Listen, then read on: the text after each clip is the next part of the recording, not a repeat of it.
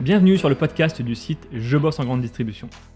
Je suis Jonathan, fondateur du site, et après plusieurs expériences comme chef de rayon et un passage dans le monde des médias, j'ai décidé de faire de Je bosse en grande distribution le rendez-vous de celles et ceux qui vivent le commerce au quotidien. Chaque semaine, je reçois un invité pour parler des nouveaux enjeux passionnants du monde de la grande distribution. On y parle des métiers, de transition numérique ou encore des sujets liés à la RSE. Si vous êtes un auditeur fidèle ou simplement de passage, et si cet épisode vous plaît, pensez à nous laisser une note ou un commentaire sur les plateformes d'écoute comme Apple Podcast ou Spotify, cela nous aide énormément. Place maintenant à l'épisode du jour, bonne écoute.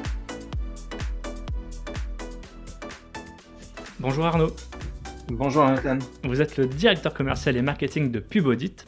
PubAudit, en quelques mots, avant de nous en dire un peu plus, vous accompagnez des retailers dans leur communication, à la fois print, mais aussi à travers les nouveaux outils digitaux. Alors bienvenue sur ce podcast Arnaud. Alors première question de contexte et de présentation. Vous avez une solide expérience auprès de la grande distribution. Est-ce que vous pouvez rapidement vous présenter et puis nous raconter un peu votre parcours avec nos auditeurs ? Ouais, pas de souci, avec plaisir. Donc Arnaud Dubin, moi j'ai commencé ma carrière dans la communication locale, dans le gratuit, une société qui s'appelait Comareg, qui éditait des gratuits sur l'ensemble de la France, plutôt sur des annonceurs très locaux. Et puis ensuite, je suis parti chez Delta Diffusion dans la distribution des imprimés publicitaires, qui a été racheté ensuite par Mediapost. Et puis j'ai quitté Mediapost en 2013. J'étais une société qui s'occupait après de tout ce qui était animation de point de vente et force de vente supplétive, avant d'intégrer comme directeur commercial et marketing et associé à la société PubAudit en 2016. Ah, donc vous êtes dans la communication locale déjà depuis un long moment. Voilà, je vais pas faire trop vieux en disant ça, mais ça fait un moment qu'on essaye, on va dire, d'aider en fait les commerces locaux à avoir une communication raisonnée et une communication qui soit surtout optimisée sur la zone. Alors j'ai lu sur votre site que vous êtes un défenseur, quand j'ai lu votre description, du moins, du mieux et du plus souvent. Qu'est-ce que vous entendez par là ? Eh bien, j'entends par là qu'il vaut mieux une communication qui soit récurrente, c'est-à-dire savoir faire moins de volume, savoir en faire plus souvent et surtout optimiser. Donc le moins, mieux, plus souvent, on va dire que c'est ce trigramme qui nous anime et qui fait qu'aujourd'hui on se vante d'avoir un outil géomarketing qui nous permet en fait de le faire et surtout d'accompagner les enseignes dans cette logique-là. On fait la transition avec PubAudit. Donc PubAudit, PUB-AUDIT, pour ceux qui veulent aller voir votre site web. Concrètement, qu'est-ce que vous proposez aujourd'hui ? Alors, PubAudit, déjà, c'est né il y a 24 ans, c'est une centrale d'achat. Donc l'idée, c'était de proposer de la distribution d'imprimés publicitaires en meilleur tarif. Et puis, sont venues ensuite des offres additionnelles, comme la partie conseil géomarketing. On a une ADN de commerçants et on accompagne donc des acteurs du retail. Je vais essayer de résumer. C'est que la raison d'être de PubAudit, c'est en fait d'allier des expertises géomarketing et médias pour bâtir une communication locale ciblée, désirée et responsable. Responsable, on va en parler, je pense, après, puisqu'aujourd'hui, on parle beaucoup de RSE et que ça nous semble important de collaborer à cette démarche-là avec les enseignes. Donc, on propose de l'activation média, mais avant de l'activation média, on va proposer du conseil et du géomarketing, c'est-à-dire la capacité qu'on a à spatialiser des data. Justement, si on peut revenir sur la définition du géomarketing, on parle aussi de géofencing. Oui. Ce sont des termes qui peuvent paraître abstraits quand on n'a pas les mains dedans, si je puis dire. Comment on peut le définir ? Alors, je vais essayer de le définir simplement une nouvelle fois. Le géomarketing, c'est une discipline qui combine l'analyse géographique et des techniques de marketing pour tirer parti de la data. Ce qu'il faut savoir, c'est que on va utiliser 3 types de data, ce qu'on appelle les data open source. Ouais. Et on a une chance très grande en France, c'est qu'on en a beaucoup. Ça va être les données de l'INSEE, ça va être des données sur les revenus. On va avoir aussi de la data propriétaire, c'est-à-dire la data client, des enseignes qui vont avoir on va dire un programme de fidélisation, qui vont nous soumettre des adresses postales, par exemple. Et puis la data modélisée. Et ça, c'est la capacité qu'on a à prendre plusieurs data et en faire des modèles ou des personas ou des typologies. Et donc, c'est la capacité qu'on va avoir à prendre l'ensemble de ces 3 grands domaines de data pour ensuite les spatialiser sur une zone de chalandise d'un magasin et de décrire un point de vente qui est sur sa zone, comment elle est composée, qui sont ses consommateurs aujourd'hui, qui sont ses consommateurs de demain. Donc la data, c'est vraiment le pilier de votre expertise aujourd'hui. Oui. C'est combien d'années de travail pour réussir à trouver la méthode idéale ?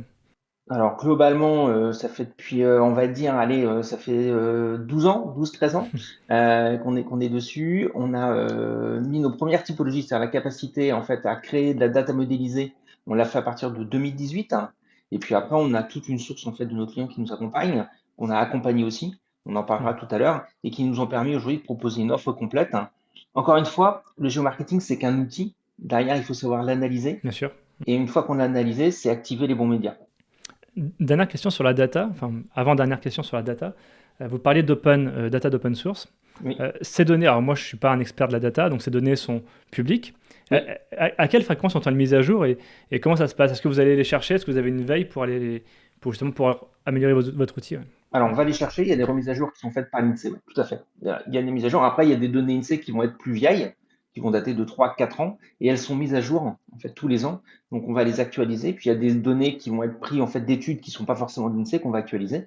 Les Ouais. data clients, par exemple, sont actualisées. On peut très bien demander une data client de 2019 ou de 2020, et donc Ouais. regarder et Ok. comparer. Par rapport à des outils comme Meta ou Google, qui permettent aussi de faire de la communication Mm. géolocalisée, enfin en tout cas localisée, est-ce qu'il y a une technologie différente? Enfin, est-ce que c'est différent de ce que vous proposez ou il y a des similitudes? Alors, ce qui est intéressant, c'est qu'il n'y avait pas de similitude aujourd'hui. C'est-à-dire que quand vous êtes Google et quand vous êtes Meta, eh bien, vous allez regarder le parcours d'achat en fait sur Internet de l'ensemble des consommateurs et on le faisait par rapport à un cookie tiers. La fin annoncée des cookies tiers va changer complètement ce modèle puisqu'on va passer sur des modèles qui vont être moins personnalisés. On va aller moins chercher ce que fait en fait l'individu.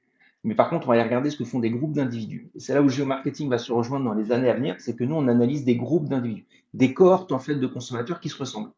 Si j'avais un peu une équation, c'est dites-nous qui vous êtes, on va globalement vous dire où vous habitez et quels sont les clones en fait et vos voisins. Et donc c'est à partir de ces cohortes en fait de consommateurs qu'on va accompagner en fait les enseignes. Et donc c'est dans ce cadre-là. Si on a des enseignes qui ont des clients d'une typologie bien spécifique, et on Ouais. va regarder sur le territoire où sont les jumeaux de ces clients-là. Est-ce que pour nos auditeurs, on peut juste réexpliquer ce que c'est les cookies tiers? Alors les cookies tiers, c'est quand vous êtes sur un site, vous allez en fait visiter un site et vous allez avoir un Ouais. alors, un petit Une lien barre de que vous n'allez pas consentement? vous Ouais. apercevoir, un petit lien qui va en fait vous suivre et qui va vous traquer. Notamment, vous avez l'accepter, est-ce que vous acceptez les cookies tiers, est-ce que vous acceptez le suivi de navigation. Donc, c'est un petit espion qu'on va regarder et qu'on va analyser, qui va vous permettre de suivre en fait si je vais sur le site Truffaut. Et bien Ouais. ensuite, une fois que je vais sur le site Jardiland, il va me dire tiens, vous avez fait tel produit, on va pouvoir suivre ça. Alors la grande distribution développe sa communication locale, elle a pris conscience en tout cas de ce sujet-là, suite à l'arrêt du prospectus notamment, mais ça n'a pas été le seul déclencheur, il y a aussi une volonté d'aller sur le numérique. Euh, Aujourd'hui, quand on parle de communication locale, qu'est-ce qu'on entend et qu'est-ce qu'on attend? C'est une très bonne question. Ce qu'on attend en termes de communication locale, c'est ne pas générer une campagne nationale qui va servir l'ensemble des magasins, mais c'est d'adresser en fait son message, Ouais, d'adresser sa promotion aux consommateurs qui sont les plus prégnants et qui vont venir dans le magasin. On est vraiment dans une logique de la grande distribution qui est une logique dont on appelle de drive to store, c'est je viens au magasin. Et qu'est-ce qu'on attend d'une communication? Bah, c'est servir au mieux en fait le besoin du consommateur qui habite à côté de chez soi. Et comment on fait pour qu'il aille chez mon magasin, qu'il aille pas dans l'autre magasin? Donc la communication locale, c'est toujours de regarder quelle est la zone en fait dite de communication, la zone de chalandise, comment elle est composée et surtout à qui on va adresser ce message. Mais il n'y a pas pour vocation quand on fait une communication locale d'aller relayer des messages nationaux. On n'est pas sur une communication oui. dite de notoriété, on est sur une communication dite de trafic. En fait, on est là pour faire venir du monde sur le parking en fait. Si je résumais, notre mission, c'est de faire venir du monde sur le parking. Après qu'il rentre dans le magasin, qu'il achète dans le magasin, j'ai tendance à dire que ça c'est le job du magasin et des équipes magasin. Ouais, vous avez dit deux choses sur lesquelles je vais rebondir. La première, c'est justement la complémentarité entre le point de vente et le siège. Vous qui travaillez avec des franchisés désintégrés, je pense que vous connaissez bien Tout à cette fait. complexité. Euh, Comment aujourd'hui vos clients font enfin, dissocient la communication nationale de la communication locale et pourquoi on n'est que sur de la notoriété quand on parle de siège? Pourquoi on n'est pas sur d'autres métiers? Ah non, on n'est pas que sur l'autorité, je ne l'aurais pas résumé à ça, parce que quand on fait des opérations d'imprimés qui sont faites par exemple le Galec de Leclerc, bien évidemment, ils vont faire des Oui, campagnes de promotion. ok. Donc par contre, vous avez toujours un relais local, c'est-à-dire que vous allez avoir un repiquage qu'on appelle repiquage point de vente. Donc Ouais, il n'y a pas de dissociation sur une relais, en fait, une campagne promotionnelle, qu'elle soit du national ou local, puisqu'en fait, on va s'apercevoir que le national va déterminer en fait des grandes campagnes nationales avec des grands marronniers, Pâques, Noël. Et ouais, tout ça, les personnes vont pouvoir y adhérer et vont le faire. Donc ça, c'est plutôt très positif. Et puis après, il y a un besoin local. J'ai besoin de fêter mon anniversaire en local. J'ai une problématique, c'est que j'ai un concurrent qui est arrivé sur ma zone. Ben, comment je fais pour contrer ouais, mon concurrent? tout à Et là, fait. on va plutôt être sur un dispositif de communication locale qui a pour objectif, en fait, de servir cet objectif local, de dire je vais contrer mon concurrent.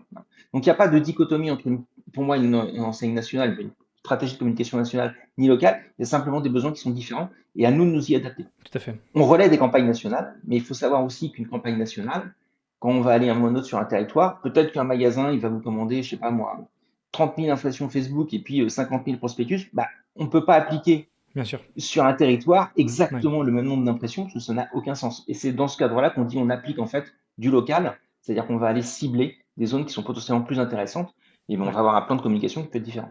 Vous parliez des impressions, vous parliez aussi de Drive to Store juste avant.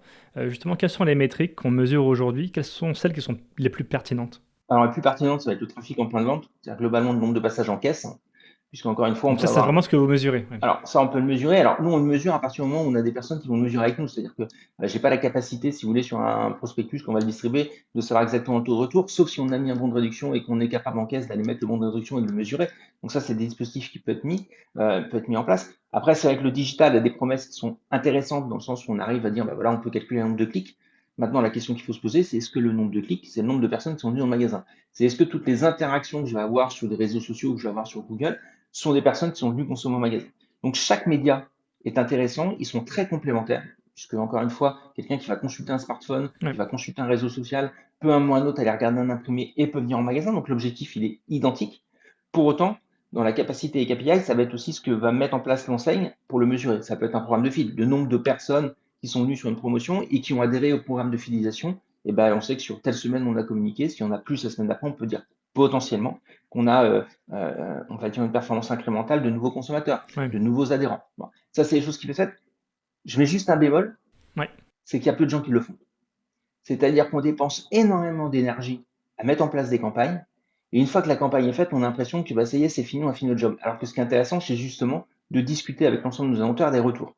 Ouais. Quand on fait de la prospectus, pour vous donner un exemple, quand on a une réclamation, ça devient tout de suite des proportions qui sont tout de suite énormes. C'est-à-dire, ouais, c'est pas fait, c'est pas distribué. C'est-à-dire que on met en place une campagne, on met beaucoup d'énergie pour la mettre en place, et dès que c'est pas fait, il y a une reste qui est pas faite, ah non, ça va pas. Non. C'est intéressant parce que la réclamation, elle sert aussi d'alerte pour savoir justement ce qu'on attend comme retour. Et quand on voit qu'une distribution n'est pas, on va dire, pas bien faite, on a beaucoup de retours négatifs de la part des enseignes qui se plaignent et c'est Ouais. normal. Et Ouais. là, on se dit, bon, c'est que ça doit quand même marcher. Et donc c'est qu'il y a vraiment un impact Ouais. voilà, tangible en tout cas qu'on peut mesurer. Est-ce qu'on peut même aller un peu plus loin en se disant, alors on peut mesurer peut-être la hausse du panier moyen, parce que c'est des Oui. choses que vous mesurez aussi. Est-ce que vous arrivez aussi à mesurer l'impact sur la zone de chalandise? Est-ce que vous arrivez grâce au digital à attirer par exemple des clients situés en zone 3? Vous Mhm. voyez ce que c'est la zone 3 Ouais. de la zone de chalandise. Est-ce qu'on arrive justement à mesurer ces flux de mobilité Alors, au-delà, enfin autour du point de vente, oui, mais vraiment beaucoup plus, alors, on a éloigné.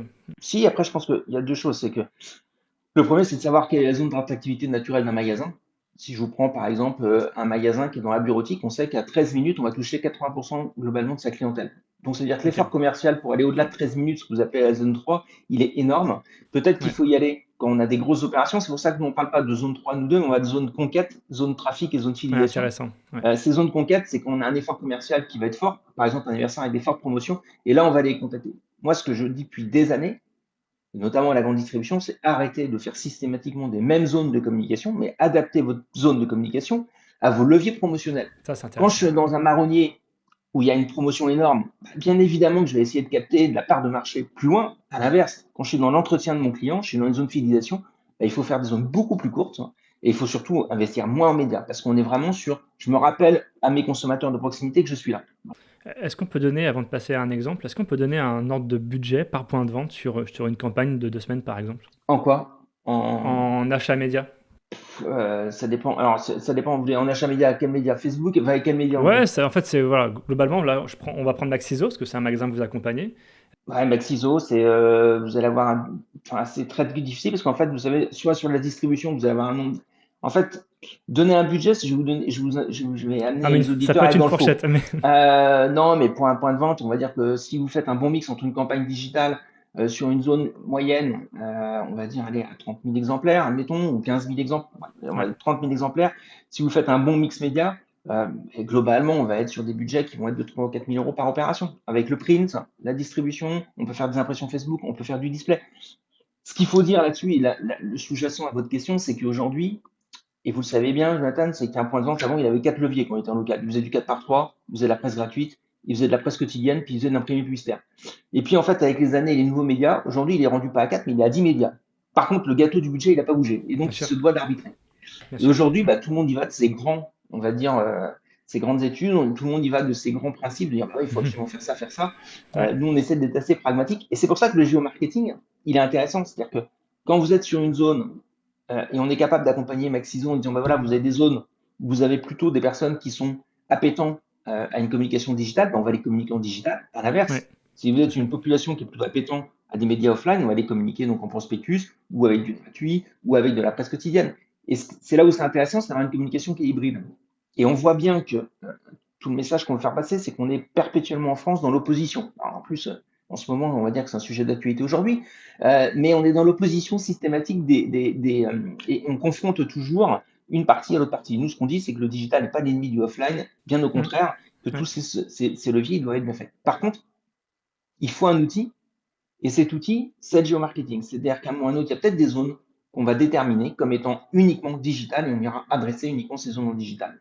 Mais il ne faut pas être ayatollah dans Ouais. la communication. Il faut surtout écouter aussi ce que veut le consommateur. Et moi, j'ai le sentiment que ça fait un an qu'on n'écoute plus le consommateur. On en vient, bon, c'est peut-être un petit aparté, mais effectivement, le WePub reste un sujet assez politique, Mm. finalement. C'est comme si on n'avait pas demandé l'avis aux gens. On n'avait pas demandé l'avis aux consommateurs de ce qu'ils attendaient vraiment. Mm. Et effectivement, il y a une dichotomie, vous disiez tout à l'heure, entre les attentes des consommateurs et la réalité. Et oui, non, il ne faut pas opposer les deux, les deux se complètent, au Mm. contraire. Donc, non, non, c'est plutôt intéressant votre analyse. Est-ce qu'on peut parler un peu de Maxiso éventuellement, Ouais. en termes de résultats bah déjà, qui Bah, sont Maxiso? Bon, alors, on connaît Maxiso, ouais, c'est une le magasin enseigne. animalier, mais Enseigne leader sur le marché en fait du pet food et de tout ce qui va être équipement pour le chien et chat, et puis ouais, l'animalerie aussi de manière plus grosse. Enseigne qui est née, voilà, qui était un groupe en Isère et qui s'est construit. Nous, on les accompagne maintenant depuis quelques années. On a travaillé avec eux au départ sur la définition de zones de distribution, et puis ils ont souhaité refaire en fait leur modèle et retravailler en fait leur modèle par rapport à une campagne très digitale. Ils ont presque arrêté le prospectus. Ils se sont rendus compte qu'en fait, l'arrêt du prospectus avait généré moins de ventes et moins de trafic en oui, magasin. Donc, ils sont revenus sur du prospectus. Mais par contre, on est revenu de manière intelligente. C'est-à-dire qu'on n'a pas refait ce qu'on faisait avant. ouais, On a déterminé en fait des zones. Il y a plus de 300 points de vente. Chaque point de vente a des zones, ce qu'on appelle des zones réservées. Et on lui fait des zones digitales et des zones hybrides. Une zone hybride, c'est que vous allez communiquer en même temps sur une opération promotionnelle avec un levier digital qui peut être du display, qui peut être d'application, qui peut être des réseaux sociaux. Et en même temps, on ouais, va les distribuer sur les iris sur lesquels il y a le plus d'appétents chien-chat, c'est-à-dire qu'on a fait un ciblage des gens qui avaient des propriétaires de chiens et de chats, et en plus qui ont une appétence au offline, et donc on a été là-dessus déterminer ces zones-là.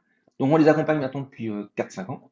Ça leur a permis vraiment d'optimiser leur budget print, puisque on va distribuer mieux, hein, moins de papier, mais par contre plus. Pourquoi? Parce qu'ils ont mis plus d'opérations print. Voilà. Donc on retrouve le moins mieux plus souvent qu'on a vu tout à l'heure. ouais, On accompagne aussi une enseigne dans Iri Jardin, qui est une enseigne aussi qui fait de la piscine. Là-dessus, on a créé en fait une couche des piscines par rapport à des données, notamment des données cadastrales. Parce que quand vous faites une piscine, vous êtes obligé de vous enregistrer au cadastre. Et bien là, on a été regarder les territoires sur lesquels il y avait plus de piscines. Bah, ok, ça ouais. paraît juste bête comme exercice, sauf que quand vous êtes pisciniste et vous distribuez un quartier où il n'y a pas de maison individuelle et il n'y a pas de piscine, vous avez une déperdition qui est forte. Mais évidemment, ouais. À l'inverse, quand vous proposez ce type de service, hein, eh bien on est vraiment dans cette logique qui est de dire on fait moins de papier, mais on va faire, c'est pas faire moins pour faire moins, c'est faire moins pour faire mieux. Et ça, c'est une logique qui est importante. Vous avez une grosse, ouais, vous m'avez enlevé le mot de la bouche. J'allais dire, vous êtes très logique dans votre approche, vous faites des choses assez propres. Qu'est-ce que vous entendez du coup par communication responsable? C'est d'avoir allégé le poids du papier ou...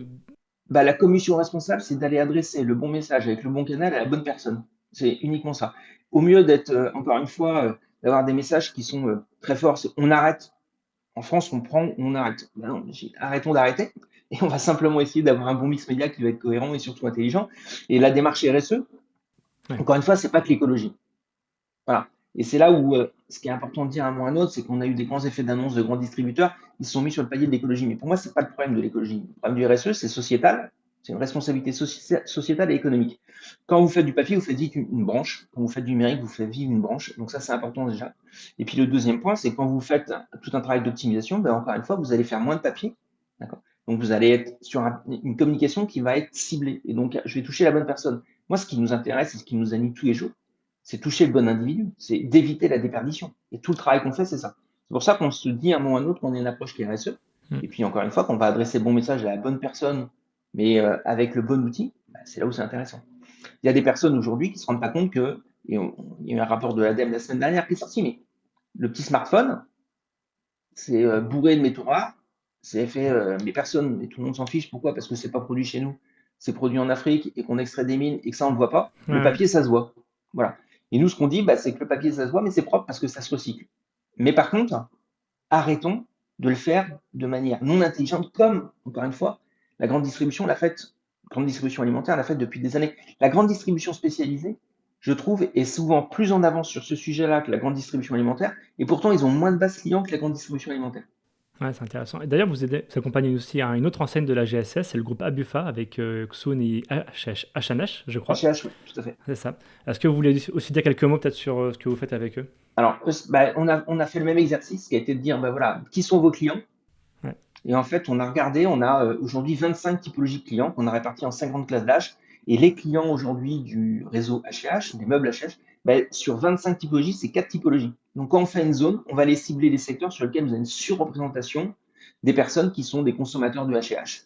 Et ensuite, on est venu, une fois qu'on a ciblé ça, ben, on va aller activer en fait les médias, qui sont des médias print et des médias digitaux. Donc, on fait du display, on va faire du Facebook, on va activer aussi, bien évidemment, l'imprimé publicitaire. Mais ce qui est intéressant aussi, c'est qu'on est capable d'aller regarder les modifications de la structure des clients. On s'est posé une question en 2019, c'est qui sont mes clients H&H? Et puis il y a eu le Covid. Et Mm. on s'est dit, est-ce que le Covid, en 2021, eh bien les clients H&H, c'est toujours les mêmes? Et on s'est rendu compte d'une chose, c'est que ça a renforcé en fait les clients H&H, qui étaient des personnes qui allaient investir beaucoup plus pour leur maison et qui avaient un pouvoir d'achat supplémentaire. Donc là où j'étais parti sur 5 à 6 typologies, j'en suis rendu à 3 typologies. Pourquoi? Parce qu'en fait, la typologie s'est resserrée sur une donnée de consommateur. Donc ça, c'est intéressant de voir que des grands événements structurants, comme la crise du Covid, on verra après, on parlera peut-être de l'inflation, sont moteurs pour des changements de comportement. Voilà.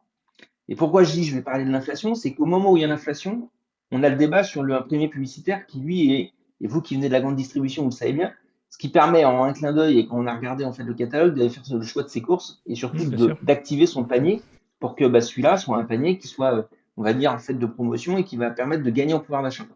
Et c'est à ce moment-là, on est en période d'inflation, qu'on dit on arrête d'imprimer publicitaire. C'est Ouais. un peu bête. Surtout qu'aujourd'hui, on voit très bien, on interroge les Français. On vous l'a fait parvenir une étude Toulona Harris Interactive qui montre que ben, l'imprimé publicitaire, c'est aujourd'hui un canal qui plaît aux Français. C'est-à-dire que c'est le premier canal qui plaît aux Français avec 48% d'avis favorables. C'est-à-dire que les gens, ils veulent en recevoir. Ils veulent en recevoir, pourquoi? Ben, tout simplement parce qu'à un moment ou à un autre, c'est une source d'économie pour eux. Ouais, j'ai l'étude justement sous les yeux. Effectivement, les catalogues et prospectus en magasin sont les plus appréciés par les clients, hein, devant le digital, devant la presse. Ce qui est assez étonnant, c'est que dans le discours qu'on entend, c'est qu'on est en train d'enfoncer le prospectus au profit du digital, alors que, comme on disait tout à l'heure, il est encore très apprécié par les consos. Alors, ce que je dis souvent, c'est qu'il y a deux façons de voir les choses, il y a deux prismes. Soit vous avez le prisme de l'entre-soi, c'est-à-dire que nous sommes des sociétés de communication, nous communiquons entre nous et on se dit, bah tiens, nous ce qu'on voudrait c'est ça, parce que bah, si je fais du WhatsApp, si je fais du Facebook, si je fais ça, bah, j'ai plus le coût du papier. Donc déjà, vous êtes dans un rôle de dire, bah, l'inflation, je vais réduire mon poste de dépense, et donc bah, ça me donne un petit côté vert d'arrêter le prospectus, mais en même temps, bon, bah, c'est surtout parce que ça coûte cher. Et puis, donc ça, c'est le prisme, on va dire, de l'entre-soi des directions marketing. Et puis après, il y a le fait que nous, on a ce côté, c'est interroger les consommateurs qui, eux, vivent au quotidien cette période d'inflation, qui, eux, ont besoin, à un moment ou à un autre, de regarder ce qu'ils font dans leurs achats. Après une période de faste, il ne faut pas oublier que pendant 2 ans, il y a eu le Covid, qu'après Covid, les gens se sont lâchés. On voit très bien d'ailleurs qu'il y a un amour très fort du retail, c'est-à-dire que les gens sont retournés en magasin. Donc ça, c'est important. Donc moi, je suis ravi de voir ça. Mais euh, c'est juste là encore une fois, c'est le consommateur il dit mais moi, vous me donnez et vous m'apportez le pouvoir d'achat dans ma boîte à lettres, bah, j'en veux. Par contre, c'est vrai que quand vous me mettez sur WhatsApp, WhatsApp, c'est pas un outil, WhatsApp, c'est un outil conversationnel. Facebook, c'est un outil conversationnel. Ça n'a pas été créé pour mettre de la promo. Bien sûr. C'est-à-dire Ouais. qu'on en a fait un média. C'est intéressant. Mais au départ, c'est pas un média. Et donc, laissez-moi WhatsApp pour communiquer avec ma famille. Par contre, que ma boîte à lettres, vous puissiez venir m'adresser un message, c'est intéressant. C'est pour ça qu'on n'est pas contre le WePub. Hein. Encore une fois, si on revient à l'expérimentation de WePub, et je suis d'accord avec vous, qui est très politique, puisqu'en fait, c'est une décision à mon avis qui a été prise par la Convention citoyenne de tester. Là où elle est intéressante, c'est on verra ce que ça va donner. Mais on n'est pas contre. On dit simplement, attention, Ouais. en France, qu'on mette un nouveau dispositif, faites-le bien, c'est-à-dire qu'à un moment ou à un autre, il ne faut pas que ce soit partisan comme certaines villes l'ont fait. Voilà. Il faut tout simplement qu'on avertisse le consommateur, on dit bah voilà, on met ça en place, où tu peux trouver ton autocollant et comment tu peux le faire. Ce qu'on voit aussi dans l'étude, c'est qu'en troisième position sont appréciés également les catalogues en version numérique. Oui. Ce qui est intéressant finalement, c'est qu'on disait que c'était pas forcément efficace, enfin en tout cas dans le ressenti. Mais si on est dans une optique de transition, on peut se dire que dans les années qui viennent, les catalogues en ligne vont gagner quelques points Mm. et peut-être même dépasser du coup le catalogue traditionnel. Alors, il y a des usages qui vont se faire, parce que de toute manière, toute nouveauté Bien sûr. mérite des années pour se mettre en place et des usages. Ce qu'on Ouais. voit dans l'étude, c'est qu'on lit le catalogue quand on va sur l'enseigne. C'est-à-dire que la plus grosse proportion de lire le catalogue en ligne, c'est quand je suis sur le site ou l'application de l'enseigne, et c'est pas sur les applications partagées. Donc déjà, c'est un premier point, un premier enseignement que donne. Ouais. Donc ça veut dire que quand je suis dans un univers que je maîtrise et que je connais, où j'ai accepté que l'enseigne communique vis-à-vis de moi, que je connais mon magasin, que je connais son site internet, que je connais le catalogue, je vais être enclin à aller regarder le catalogue sur le site. Voilà. Par contre, ça veut dire qu'on arrive dans une stratégie qui est plutôt de fidélisation, ce qui est d'ailleurs le maître mot depuis le début de l'année. C'est-à-dire qu'on voit très bien Ouais. que toutes les enseignes sont en train de remettre leur programme de fidélisation, ce qu'on appelle aujourd'hui du retail marketing, c'est-à-dire que la capacité qu'ils vont avoir à exploiter ces bases sans pour autant que le consommateur soit au courant, ce qui relève ensuite d'un nouveau sujet qu'il faudra traiter Hmm. dans les années à venir, mais quid de la data consommateur et comment on le rémunère par rapport à ça. Mais ce qui est intéressant, c'est de voir que voilà, quand je connais et que je maîtrise mon environnement, j'accepte d'aller regarder le catalogue. Il y a un sujet qu'il faut quand même prendre en compte, c'est que quand vous êtes sur un smartphone, c'est que la taille de l'écran, elle est quand même Ouais. petite et que on va, et c'est vrai, de plus en plus être sollicité. Donc on voit très bien que la nouvelle génération a mis des adblockers, on voit très bien que la nouvelle génération réagit de manière différente, alors qu'ils sont nés avec le digital, ils sont nés avec cet outil-là, ils le maîtrisent Ouais. très très bien. Ouais. On voit que derrière, nouveaux usages, nouveaux outils aussi, donc il y a de nouveaux outils qui vont apparaître, qui vont être intéressants. Je pense que c'est un bon complément. Voilà. Par contre, ce qu'on voit encore, c'est que on voit deux types dans la grande distribution, hein, dans la grande surface, celui qui est avec le catalogue puis celui qui est avec le smartphone. Voilà. Par contre, il y a eu des années, il y a eu des applications où vous scannez le produit, vous allez regarder combien ça n'a pas pris. Ouais. Ça n'a pas pris. Pourquoi? Parce que vous êtes. Enfin, on va se le dire, c'est pas une partie de plaisir que vous allez faire tous les courses le Non. dimanche. Voilà. Donc il faut gagner du temps. En quatrième point, il y a la publicité à la télévision. Mm. Est-ce qu'il n'y a pas un enjeu aussi? Alors, je crois qu'il y a des expériences qui se font sur la télé segmentée. C'est pas encore trop développé en grande distribution. Est-ce que vous avez repéré des initiatives là-dessus? Oui, alors ça commence à bien se faire. C'est un coût quand même qui est assez cher, parce que globalement, Ouais. pour une campagne sur une semaine, 2 semaines, vous êtes à 3 000 euros, donc c'est un coût, il faut faire le spot. Il y a une contrainte réglementaire, c'est que vous ne pouvez pas mettre enfin, vous ne pouvez pas mettre votre adresse spécifique. C'est-à-dire que dans la loi, vous pouvez faire de la télé segmentée, vous pouvez mettre, par exemple, je suis fort à Lorient, mais vous n'avez pas le droit de mettre l'adresse.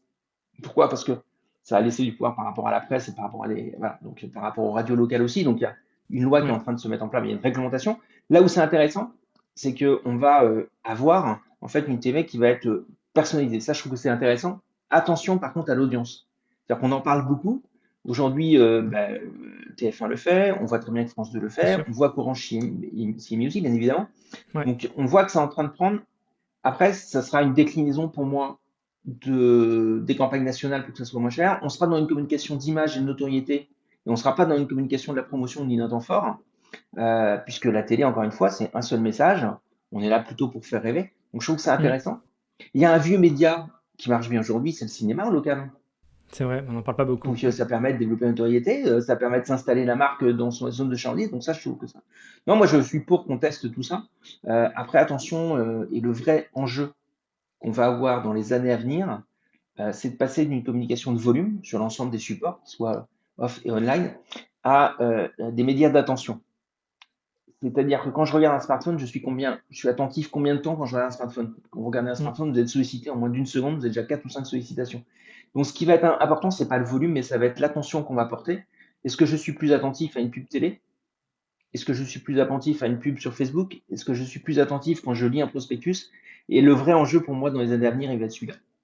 On est presque sur le mot de la fin. J'allais vous poser la question justement du futur de la communication locale. Euh, Comment on peut l'imaginer demain pour un point de vente? On a parlé de mix, Mm. mais on parlait d'attention. Mm. Euh, est-ce qu'on sera encore plus sur du moins mais du plus qualitatif, ou est-ce qu'on va encore être plus agressif peut-être en termes de volume? À votre avis, comment vont se positionner les points de vente demain? Moi, je pense qu'on va se positionner sur du plus qualitatif, et il le Mm. faut, il le faut, parce que c'est vraiment là aussi tenir compte des enjeux RSE qu'on a tous. Donc voilà, avoir un mix média qui va être intéressant, et je pense aussi qu'on va apprendre beaucoup dans les années à venir sur la réalité du digital. Encore une fois, Ouais, on a prêté au digital tous, et moi le premier, des ouais, attentions qui étaient très bonnes, mais qui sont aujourd'hui pas vraies, parce que on sait très bien qu'on a une rupture de charge au moment où je vais sur un site et au moment où je vais dans le magasin. Donc les capacités d'analyse, mm, il y a un enjeu colossal qui va arriver, c'est la data. Donc je pense aussi, c'est comment on va traiter la data. Autant la data non personnalisée, je pense qu'elle a de l'avenir, autant la data personnalisée, le consommateur va y faire de plus en plus attention. Donc je pense qu'on est sur une communication mixte, des métiers qui doivent se réinventer. La distribution doit se réinventer. Voilà, c'est une certitude. Ce qu'il faut faire toutes les semaines, ce qu'il faut faire 2 fois dans le mois. Et ce qu'il faut, voilà. Il y a une chose qui ne changera pas, c'est que la boîte à lettres, ça se permet de toucher le foyer. Donc, au mieux de réfléchir au prospectus, je pense qu'il faut d'abord réfléchir à la boîte à lettres. Et puis après, une nouvelle fois, je pense que c'est regarder parce que on le voit très bien, TikTok est arrivé, ils arrivent en force, même si la pub encore sur TikTok reste assez, on va dire, on va dire pas hétérogène, enfin très hétérogène, je veux dire, on voit très bien qu'on a des enseignes qui s'y prêtent, qui s'y collent. On voit qu'Instagram elle marche bien, qu'on est sur de la notoriété, qu'on est sur de la marque.